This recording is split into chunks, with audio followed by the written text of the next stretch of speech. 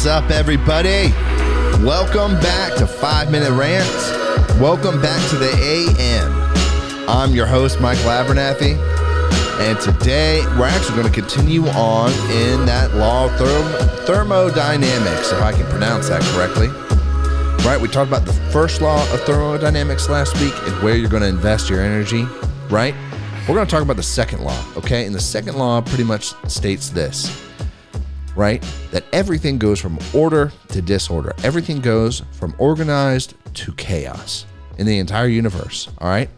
It says that the state of entropy of the entire universe as an isolated system will always increase over time. In other words, everything gets more chaotic and chaotic. Think about your grass, right? You mow it on the weekends. It looks beautiful.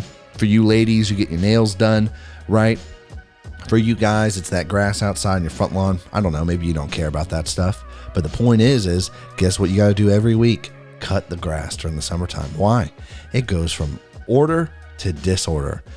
That's everything in our lives. And so it seems to be, right, when we are not constantly battling and growing and pressing against that chaos, right, that's where all the energy in our lives then goes to, is chaos, okay? If I'm not creating order, if I'm not investing my energy, and last time we talked about how energy is just transferred, it's never created nor destroyed, it's just transferred. And so when we talked last episode, we talked about how you invest your energy and it comes back to you.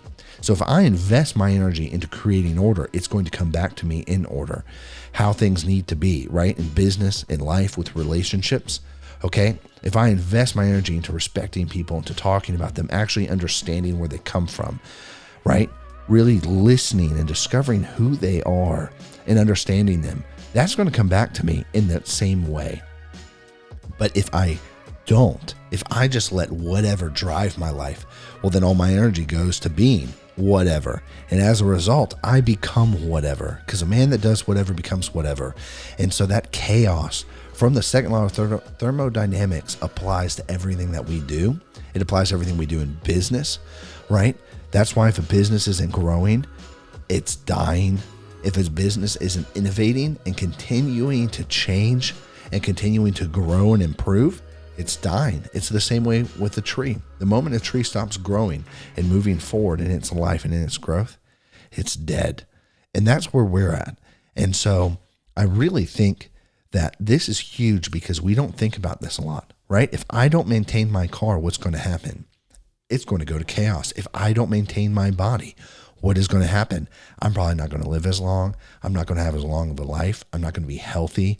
My relationship with my wife will probably start to degrade, because here's the thing. Once you do it in one area, it's very easy for it to spill out in the other area. Now, here's the flip side. Here's the great thing about that is it's the same way with order. You start putting in one area of order in your life, and the truth starts being there to where everything starts coming in alignment with that, and the work that follows that and the follow through, that trickles down into every area of your life. It really does.